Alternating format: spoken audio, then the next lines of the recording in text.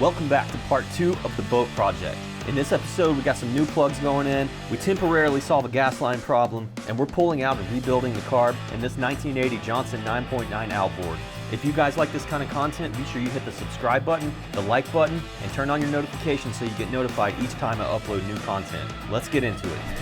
All right, so we're back out here. We got a few more things in. We're gonna try to get this motor running today. We're at least gonna pull it and see what happens. I picked up some new spark plugs. We'll swap those out. We're gonna start here. We're gonna see what happens. Hopefully we can get this thing running today. Right out of the gate, it didn't take long to run into our first problem. There was a little piece of metal sticking out of the fuel connector on the Johnson that was not compatible with the end piece on the fuel tank that I ordered online. I realized I might have the wrong connection for this motor, so for now I just went ahead and scraped out a little notch to get me through that latch, and then I was able to push it right in. The old spark plugs didn't actually look that bad, but I went ahead and replaced them with some new ones. And then I went on to mix my fuel. I think I did a 50-to-1 ratio.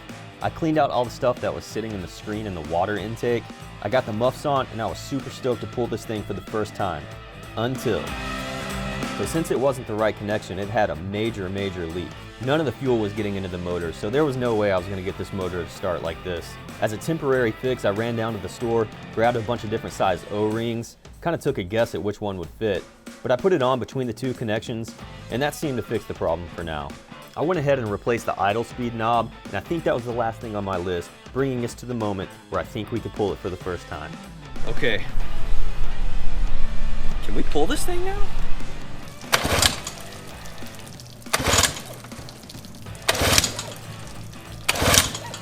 After a few more attempts, I decided to start breaking this thing down and spray a little carb cleaner in there and see if that would help us jump off at all. I noticed the slow speed adjustment knob was also broken. We'll get that replaced, but it still works for now. Once I got the final piece off, I went ahead and sprayed a little carb cleaner in there, and then we gave it another pull. A few adjustments on the choke to see if I can make anything work. Still nothing, so I went back in for a little bit more carb cleaner. Gave it another pull, and it looked like it actually wanted to fire up for a second. I sprayed a little more carb cleaner in there, pulled it again, and you could see it actually started to fire up.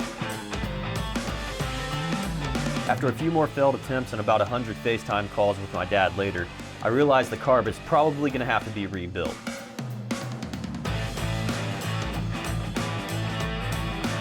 Alright, what's up guys? We're back out here. What we're going to do today is take out this carb. We're going to let it soak in some carb cleaner for a couple days while I wait on the rebuild kit to come in. First things first though, we're gonna pull this carb out and start taking it apart. Yeah, I'm gonna lay this stuff out over here in order of how I take things out because this could get confusing for me.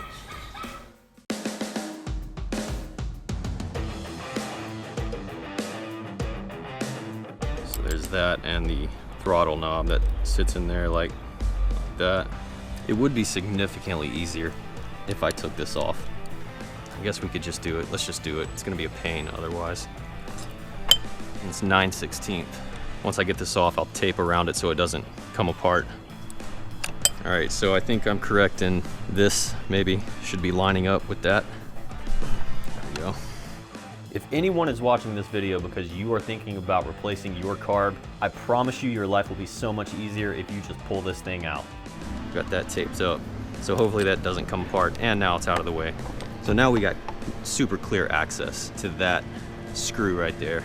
Yeah, that was the right decision. I didn't want anything, nuts or bolts or whatever, falling down into that shift shaft or anywhere that I wouldn't be able to get it. So I threw this paper towel down there, and I'm actually really thankful I did. All right, we got that out. I feel like I heard something drop. I did.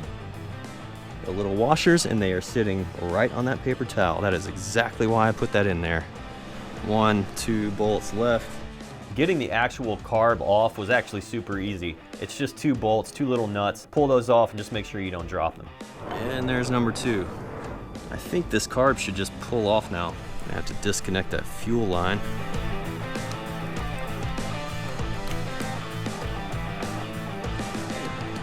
There we go. Gasket doesn't look horrible. Got the carb out, so we'll bust this open and see what it looks like on the inside. It's pretty easy though to get that out. I went ahead and took this time to just clean this area out with some paper towels. There's a bunch of dirt built up everywhere, so it was a good time to clean this out.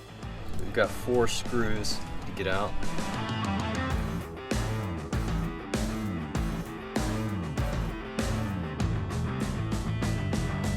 I mean, it doesn't look horrible, but you know, it could be it could stand to be cleaned for sure. That looks pretty horrible. Yeah, if that's that high-speed jet, that's completely, there's nothing that's getting through that. So with this thing apart, it's time to start pulling the pin and get this old float and float needle out of there. Pull the float off now. It's pretty dirty in here. I mean, there's definitely a lot of debris and stuff. So this needs to be cleaned for sure. We'll see what the new one's like when it comes in. I don't know if this is good or bad, but this is brass. Gotta be careful with it. Get it? Yep. Okay, good. Have to remember which one is the high speed. The smaller one is gonna be the high speed. There's a little gasket on here too that we're gonna have to replace, which should come in the kit. That's our low speed. We need to pull the low speed out. We'll check that. Okay, cool. That still looks good. Looks like there's a little gasket right here too. I think that's everything I need to take off of this before we let it soak. It doesn't look super dirty. I mean, it definitely is dirty, but it doesn't look super dirty. I grabbed my carb cleaner and just sprayed the stuff out a little bit, tried to get some of the grime out. I just wiped it down with a paper towel. I wasn't trying to do like a full-on clean. We're gonna let it soak for a while in the carb cleaner, so I just wanted to get as much as I could out here. This was also a good opportunity to just spray out all the little holes and everything in the jetways. Overall, I just really wanted to spray this thing down good and make sure I was spraying out any debris that would be clogging up anything in here. With everything looking pretty good, I think it's time to go to the chem dip. This chem dip comes with a basket inside of it that you can put everything in and just lower into it. So that's pretty cool, so that's what I did. We'll throw the screws in there, might as well. Let that soak.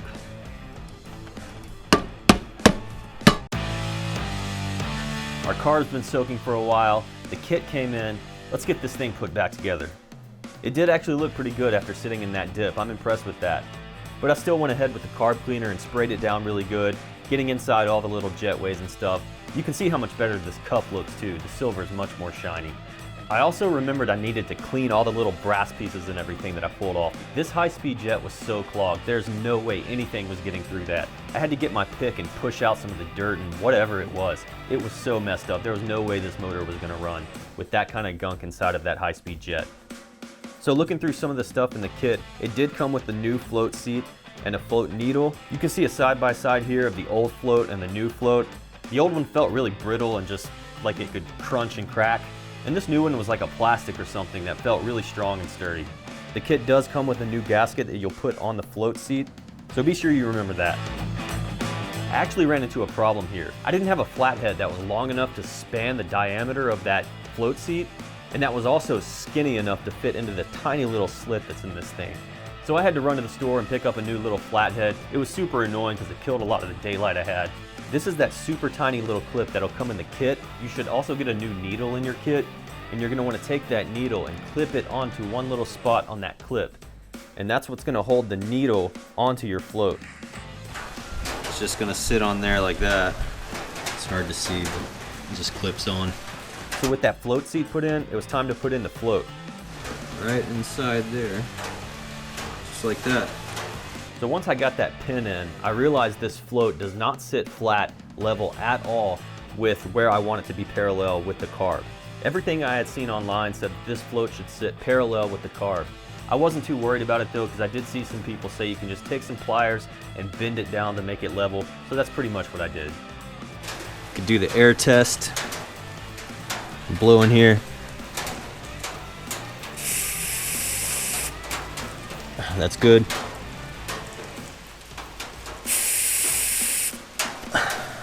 Okay, let's put this gasket on.